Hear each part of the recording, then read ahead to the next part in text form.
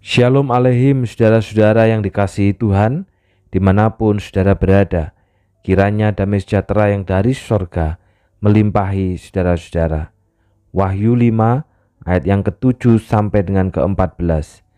Dan mereka menyanyikan suatu nyanyian baru, katanya, Engkau layak menerima gulungan kitab itu dan membuka meterai-meterainya, karena engkau telah disembelih dan dengan darahmu Engkau telah membeli mereka bagi Allah dari tiap-tiap suku dan bahasa dan kaum dan bangsa. Dan engkau telah membuat mereka menjadi suatu kerajaan dan menjadi imam-imam bagi Allah kita. Dan mereka akan memerintah sebagai raja di bumi. Maka aku melihat dan mendengar suara banyak malaikat sekeliling tahta, makhluk-makhluk dan tua-tua itu. Jumlah mereka berlaksa-laksa dan beribu-ribu laksa, dengan suara nyaring, katanya, Anak domba yang disembelih itu layak untuk menerima kuasa dan kekayaan dan hikmat dan kekuatan dan hormat dan kemuliaan dan puji-pujian. Dan aku mendengar semua makhluk yang di sorga dan yang di bumi dan yang di bawah bumi dan yang di laut dan semua yang ada di dalamnya berkata, bagi Dia yang duduk di atas tahta dan bagi Anak domba adalah puji-pujian dan hormat dan kemuliaan dan kuasa sampai selama-lamanya. Dan keempat makhluk itu berkata, Amin. Dan tua-tua itu jatuh tersungkur dan menyembah. Saudara, menang menurut dunia adalah ketika kita bisa mengalahkan. Menang menurut dunia ketika kita bisa menindas yang lain. Menang menurut dunia adalah ketika kita bisa menguasai, bahkan melukai pihak yang lain. Tetapi saudara, bagaimana menang menurut Allah? Bagaimana menang menurut Kristus? Saudara, Allah menyingkapkan kepada Rasul Yohanes sesuatu yang sangat penting dan rahasia, yaitu rencana dan kehendaknya di hari-hari terakhir. Rasul Yohanes juga diberitahu bahwa tak seorang pun yang dapat membuka rahasia tersebut. Hal itu membuat dia sangat sedih dan berputus asa. Sebab jemaat, orang-orang Kristen yang sedang teraniaya pada saat itu bisa kehilangan arah dan harapan di dalam kehidupan yang penuh dengan kesusahan. Namun saudara, dalam bagian ini diceritakan bagaimana salah seorang tua-tua menghibur Rasul Yohanes dan menunjukkan adanya harapan dengan berkata, jangan engkau menangis. Ayat yang kelima. Memang orang-orang Kristen pada masa itu, mereka terlihat sangat lemah, sangat menderita, tidak memiliki kuasa. Mereka dikejar-kejar, mereka seperti buronan, saudara. Tetapi sejatinya, apa yang tampak di luar tidaklah selalu mewakili kenyataan. Seperti Kristus yang mereka sembah, seperti Kristus yang mereka anggap sebagai Tuhan dan Allah, sekalipun terlihat seperti domba yang lemah dan tersembelih, tetapi ia bertanduk 7, bermata 7, yang artinya berkuasa dan memiliki pengetahuan secara sempurna. Gambaran inilah saudara yang menjadi harapan bagi orang-orang percaya pada masa itu.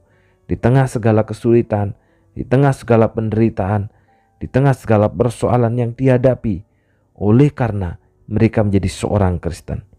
Kekuasaan sejati bukanlah berada di tangan para penguasa dunia, sebab mereka tidak memiliki kuasa perihal apapun yang akan terjadi pada akhir zaman. Kekuasaan sejati hanya ada di tangan Yesus Kristus, yang sekalipun digambarkan sebagai domba tersembelih yang lemah, namun dia adalah singa dari Yehuda yang perkasa, tunas dari kerajaan Daud. Ketika dia memerintah, semua makhluk di bumi akan tersungkur menyembah. Saudaraku, Yesus sangat layak ditinggikan karena ia mengasihi kita dan memberikan hidup bagi semua orang tanpa memandang ras, suku, bangsa, dan bahasa. Jika Yesus yang kita sembah, maka harapan tidak akan pernah sirna, sebab kita tahu kepada siapa harapan kita berlabuh. Saudara, dalam kehidupan kita hari ini, kerap kali kadang kita harus berhadapan dengan orang-orang yang kadang jauh lebih berkuasa. Secara kekuatan mereka jauh lebih kuat, yang kadang mereka begitu jahat, bahkan dipenuhi dengan ketidakadilan. Pada saat seperti itu, saudara, bisa jadi kita merasa lemah, kita tidak berdaya, kita merasa kehilangan harapan. Namun pada saat itulah kita perlu ingat bahwa di dalam orang-orang tersebut bukanlah Tuhan yang berkuasa, dan mereka tidak akan melihat kehidupan itu secara sempurna. Suatu hari nanti mereka akan berhadapan dengan penguasa sejati. Seorang Kristen adalah milik Kristus, sehingga ketika ada orang yang menganiaya seorang Kristen, sama artinya dia sedang menganiaya Kristus sendiri. Ketika ada orang menindas orang Kristen, sama artinya dia menindas Kristus sendiri. Ketika ada orang menyakiti seorang Kristen, sama artinya dia menyakiti hati Kristus sendiri.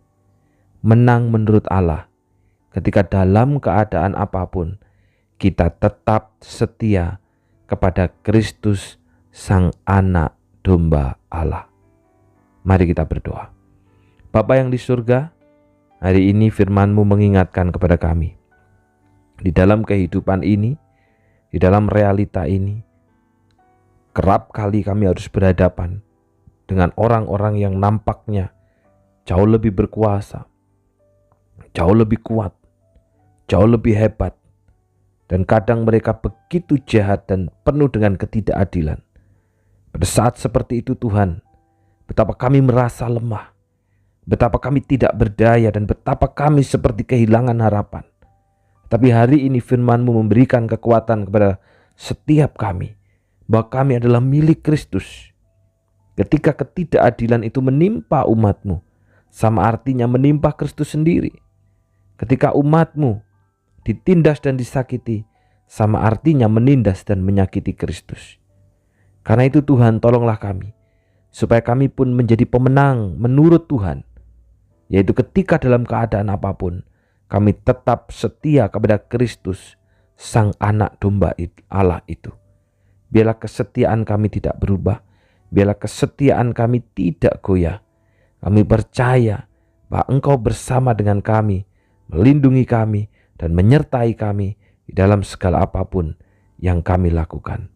Secara khusus Bapa, hari ini hamba-Mu berdoa untuk Ibu Erna Agustina yang berulang tahun tepat hari ini. Tuhan, kiranya Engkau menggenggam erat Mbak Erna di dalam kehidupannya, di dalam pekerjaannya, bahkan sebagai dosen. Tuhan, biarlah jadikan sebagai terang di tengah-tengah segala hidupnya, sehingga orang dapat melihat Kristus melalui apa yang dikatakan, melalui apa yang dikerjakan. Biarlah kiranya firman Tuhan itu makin bergema di dalam segala hidupnya, aspeknya. Tuhan genggam erat cintanya kepada Tuhan, dan juga pakailah Mbak Erna untuk dapat memberitakan kebenaran dimanapun Tuhan tempatkan. Apapun yang menjadi pergumulan, apapun yang menjadi harapan, kiranya Tuhan sendiri yang akan menolongnya. Tuhan sendiri akan menggenggam erat hidupnya. Buatlah berhasil umat kepunyaan Tuhan, karena Engkau sendiri yang akan menyertai. Terima kasih Bapa, di dalam nama Tuhan Yesus kami dah berdoa. Amin. Selamat ulang tahun untuk Ibu Erna Agustina. Kiranya engkau tetap terikat dengan perjanjian. Tuhan memberkati.